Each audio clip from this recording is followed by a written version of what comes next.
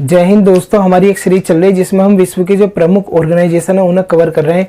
इसी कड़ी में आज हम एक ऑर्गेनाइजेशन को कवर करेंगे जिसे बोला जाता है OIC।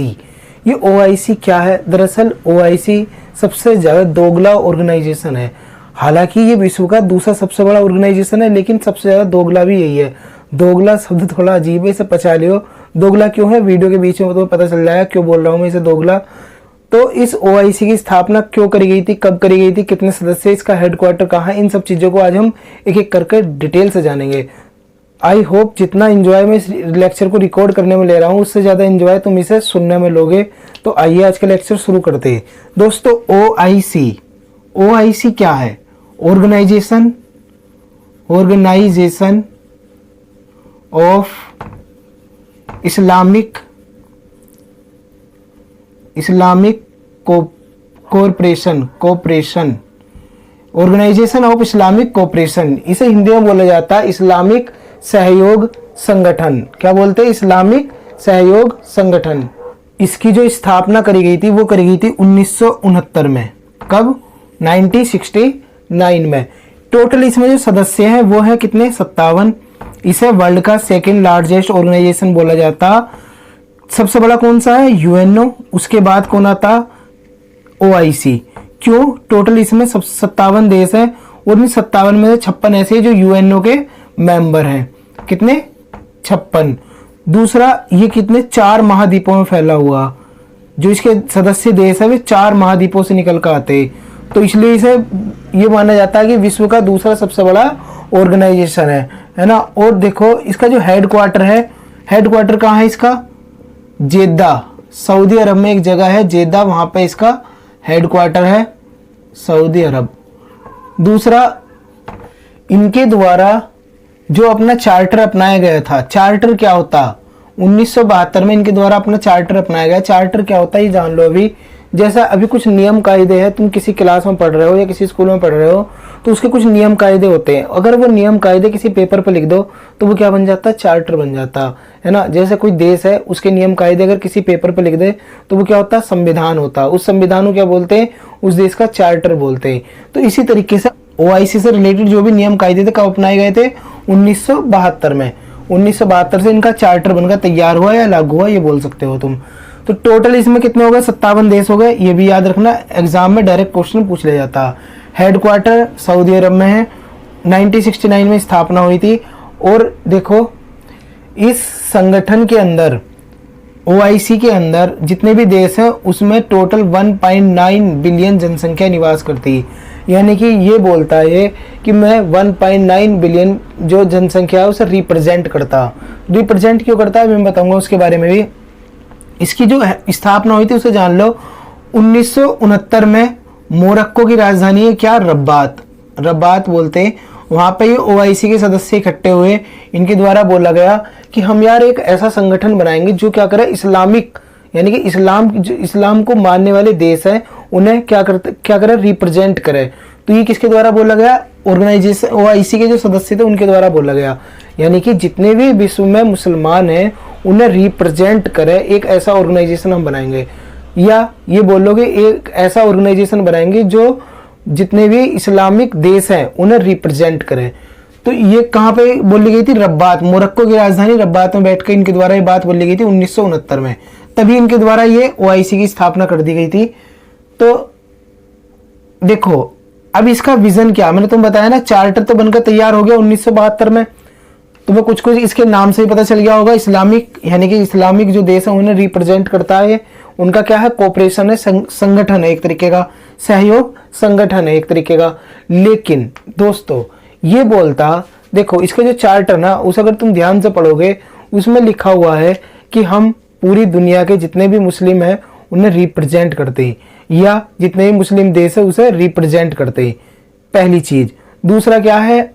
ये क्या करते हैं? जो पैलेस्तीन है उसे सपोर्ट करते हैं और इजराइल को डिप्रेस करते हैं, यानी कि इजराइल की टांग खींचते हैं, और जो पैलेस्तीन है उसे फुल सपोर्ट करते हैं। इनके द्वारा यह भी बोला गया था कि जो पैलेस्तीन के जो सैनिक मारे जा रहे हैं उनका हिसाब किताब दो, इजराइल को बोला गया था।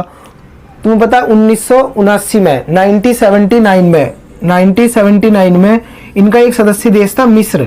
मिस्र ने क्या करा, इजराइल से हाथ मिला लिया, यानी कि इजराइल से दोस्ती कर ली, इन्होंने इजराइल को निकाल कर बाहर फेंक दिया। समझ रहे हो, यानी कि इजराइल का ये कट्टर क्या है, दुश्मन है। तो देखो ओआईसी के द्वारा मिस्र के द्वारा क्या करा गया, इसे ज्वाइन करा गया, मतलब मिस्र के द्वारा इजराइल से हाथ मिलाया गया। ओआईसी वालों को गुस्सा आया, इन्होंने निकाल कर बाहर फेंक दिया, किसे, मिस्र को। हालांकि 1984 में 1984 में फिर से मिस्र ने इसे ज्वाइन कर लिया। तो ये क्या करता है, देखो पहली चीज जो जितने भी मुस्लिम है उन्हें रिप्रेजेंट करता। दूसरा क्या करता है, ये जो इजराइल वाला मुद्दा हमेशा पैलेस्तीन को सपोर्ट करता, इजराइल को सपोर्ट नहीं करता, इजराइल की टांग खींचता है।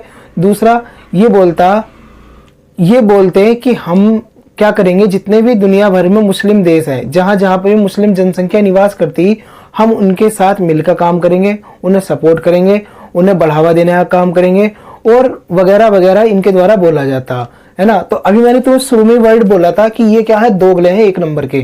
क्यों है, तुम अभी देखो, पूरे विश्व की जो 10% मुस्लिम आबादी है वो कहाँ निवास करती, भारत के अंदर। कहाँ, भारत के अंदर। एग्जाम में क्वेश्चन पूछा जाता है, याद रखना कि भारत इसका सदस्य है या नहीं है। तो भारत इसका सदस्य नहीं है, क्यों नहीं है अभी मैं तुम्हें बताने वाला, तभी इनका तुम्हें दोगलापन पता चलेगा। भारत टोटल विश्व की 10% आबादी निवास करती है भारत में। सबसे ज्यादा जो मुस्लिम निवास करते हैं वहां, वो कहाँ करते हैं, इंडोनेशिया में। इंडोनेशिया के बाद कौन आता, पाकिस्तान, और पाकिस्तान के बाद आता भारत। यानी कि मुस्लिमों के मामले में हम तीसरे नंबर पे हैं, पूरे वर्ल्ड में तीसरे नंबर पर आते। पहले नंबर पे इंडोनेशिया, दूसरे पे पाकिस्तान, तीसरे पे हम भारत। समझ रहे हो, यानी कि तीसरे लार्जेस्ट मुस्लिम कंट्री है कौन सी, इंडिया। और इंडिया को ही इनके द्वारा इसका सदस्य नहीं बनाया गया। तो क्या हो, बताओ जरा कि जो और देशों के मुसलमान तो मुसलमान है, क्या हमारे देश के मुसलमान मुसलमान नहीं है क्या। देखो कितनी मतलब अजीब बात है ना कि पूरे विश्व की 10% जो पॉपुलेशन है मुस्लिम वो यहाँ पे निवास करती, और उसे ही इनके द्वारा क्या कर दिया गया, सदस्य नहीं बनाया गया। हालांकि कुछ और देश है जहां पे मुस्लिम जो है मेजोरिटी में नहीं है, लेकिन वो इसका सदस्य है। जैसे तुम आइवरी कोस्ट ले लो, मोजाम्बिक ले लो, नाइजीरिया हो गया और सूरीनाम हो गया। ये कुछ ऐसे देश है जो इसका सदस्य है। क्या है, इसका सदस्य है, और वहां पे क्या है, मुस्लिम मेजोरिटी नहीं है, ज्यादा मुसलमान निवास नहीं करते। हालांकि तुम देख लो थाईलैंड और रूस, थाईलैंड और रूस को इन्होंने क्या दे रखा, ऑब्जर्वर का स्टेटस दे रखा। सदस्य नहीं है लेकिन ऑब्जर्वर का स्टेटस दे रखा। हालांकि भारत को ऑब्जर्वर का स्टेटस भी नहीं दे रखा। तो समझ रहे हो तुम इनके मतलब दोगलापंथी। रूस के अंदर कहाँ है इतने, थाईलैंड से ज्यादा हमारे देश में है, लेकिन भारत को ना ही ऑब्जर्वर का स्टेटस दिया और ना ही इनके द्वारा क्या करा गया, इसका एक परमानेंट मेंबर बनाया गया भारत को। तो इस वजह से मैंने इसे दोगला बोला था। अब देखो हालांकि बाद में टाइम टू टाइम इनके द्वारा कोशिश करी गई। मतलब देखो समस्या क्या आती, जब 1969 में जब इसकी मीटिंग चल रही थी रब्बात में, तो भारत इसका सदस्य बनना चाहता था, लेकिन हमारा एक पड़ोसी देश है जो हमें बहुत ज्यादा प्यार करता, पाकिस्तान ने बोला अगर भारत इसका सदस्य बनेगा तो मैं इसमें बिल्कुल शामिल नहीं होने वाला। तो इस वजह से जो और इसके सदस्य देश थे वो पीछे हट गए, तो भारत इसका सदस्य नहीं बन पाया। हालांकि भारत की और भी कुछ समस्याएं थी अपनी, क्योंकि ये क्या करता संगठन, ये कश्मीर मुद्दे को अलापता। ये हो सकता था अगर भारत उस समय पे 1969 में जब वहां पर आर्टिकल 370 लगा हुआ था, आर्टिकल 370 जम्मू कश्मीर में इम्पोज था, तब भारत अगर इसका सदस्य बन जाता तो ये क्या करते, भारत को सप्रेस करने की कोशिश करते, भारत पर दबाव डालते कि तुम जम्मू कश्मीर को एक क्या कर दो, स्वतंत्र राष्ट्र बना दो। तो इस वजह से भारत के द्वारा भी यहाँ पर कुछ ज्यादा जोर नहीं डाला गया कि इनके द्वारा बोला गया ना बना रहे मत बनाओ, कोई दिक्कत ना है, मुझे कोई क्या समस्या आ रही है ना। तो इस वजह से भारत इसका सदस्य नहीं बन पाया। हालांकि बाद में कोशिश करी गई। देखो बांग्लादेश एक हमारा बहुत ही अच्छा देश, पड़ोसी देश है, जिसे हमने आजाद करवाया था कब, 1971 में बांग्लादेश को आजादी दिलवाई थी। किससे, पाकिस्तान से। पहले ये वेस्ट क्या हुआ था, वेस्ट पाकिस्तान हुआ करता था, बाद में इसे बांग्लादेश बना दिया गया। तो देखो इसके द्वारा क्या करा गया, 2018 में ये बोला गया, ओआईसी की एक मीटिंग चल रही थी कि भाई साहब तुम क्या कर रहे हो, ये गलत बात है ना तुम्हारी। टोटल वर्ल्ड की जो मुस्लिम पॉपुलेशन है उसकी 10% आबादी केवल भारत में निवास कर रही, और तुमने इसे ही इसका परमानेंट मेंबर नहीं बना सकता। परमानेंट मेंबर ना बना रहा, ऑब्जर्वर का स्टेटस तो दो कम से कम। तो इस वजह से देखो हुआ क्या, 2019 में ओआईसी के जितने भी सदस्य देश हैं इनके विदेश मंत्रियों की बैठक चल रही थी, कहाँ, यूएई में। तो वहां पे भारत को बकायदा एक तरीके से गेस्ट के रूप में बुलाया गया। कब? 2019 में। इस वजह से हमारे देश की जो उस समय पर विदेश मंत्री तत्कालीन सुषमा स्वराज, वो इसमें हिस्सा लेना गई थी। कौन? सुषमा स्वराज। तो ये याद रखना। कब? 2019 में। यहाँ पे भारत को क्या दिया गया? गेस्ट ऑफ ऑनर यहाँ पे दिया गया। और इस वजह से क्या हुआ? पाकिस्तान को मिर्ची लग गई। पाकिस्तान ने इसकी मीटिंग में हिस्सा नहीं लिया। ओआईसी के सदस्य क्या होगा? घबरा गए कि यार पाकिस्तान इसमें हिस्सा नहीं ले रहा, तो हम क्या करेंगे। इस वजह से भारत को फिर से क्या कर देगा? बाइकआउट कर दिया गया। हालांकि 2019 की मीटिंग में हमने हिस्सा लिया था, ये बात पक्की है। अब देखो हुआ क्या, कहीं ना कहीं यहाँ पर मतलब एक तरीके से सुगबुगाहट शुरू हो गई थी कि भारत को इसका सदस्य बनाया जाना चाहिए। 2022 में इसके जो अध्यक्ष थे, एक तरीके से महासचिव बोल लो, हिसेन इब्राहिम तोहा जो इसके महासचिव थे, वे आते भारत दौरे पे। हमें तो ये लगा कि भाई ये हमसे मतलब हो सके हमें शामिल उमिल कर ले या हमें ऑब्जर्वर का स्टेटस दे दे, क्योंकि हमें कोई दिक्कत ही नहीं, दे रहा हो दे दो, वरना मत दो, हमें तो कोई दिक्कत ही नहीं है। तो ये आते हमारे देश में, जम्मू कश्मीर का दौरा करते, घूमते फिरते, वहां पे जाकर खूब मजे लेते। जम्मू कश्मीर में घूम के जम्मू कश्मीर से लौट के जाते, फिर ये बोलते कि ये जम्मू कश्मीर है ना भाई साहब, ये ना ओआईसी का एक सदस्य है परमानेंट। समझ रहे हो? इन्हें ये तक नहीं पता कि जम्मू कश्मीर भारत का हिस्सा, और भारत अगर तुम्हारा सदस्य नहीं है, तुम्हारे ऑर्गेनाइजेशन का हिस्सा नहीं है, तो तुम जम्मू कश्मीर इसका हिस्सा कैसे हो सकता। तो ये बात बोली गई किसके द्वारा? हिसेन इब्राहिम तोहा के द्वारा। हालांकि इनकी गलती नहीं थी, जो पाकिस्तान के द्वारा दबाव बनाया जाता है ना बार बार इनके ऊपर, तो उस हिसाब से ओआईसी वाले काम करते।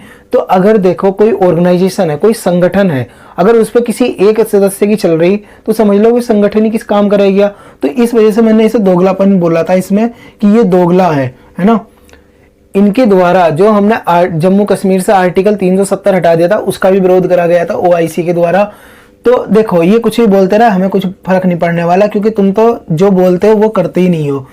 तुम बोलते हो कि पूरे वर्ल्ड की जो मुस्लिम पॉपुलेशन है हम उसे रिप्रेजेंट करते हैं, हमारे देश के मुस्लिमों को तुम मुसलमान मानने को तैयार नहीं हो। और जो हमारे मतलब हमारा अभिन्न हिस्सा, तुम उसे क्या कर रहे हो? हमसे सप्रेस कर रहे हो, हमसे अलग बोलते हो, तो हम तुम्हारी बात कैसे मान ले। तो इस वजह से ये ऑर्गेनाइजेशन न्यूज में रहता।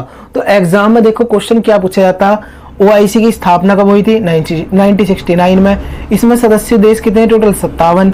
इसका हेडक्वार्टर पूछ लेगा, इसके अध्यक्ष पूछ लेगा कौन है, और ये पूछ लेगा कि इसकी क्या भारत इसका सदस्य है या नहीं है।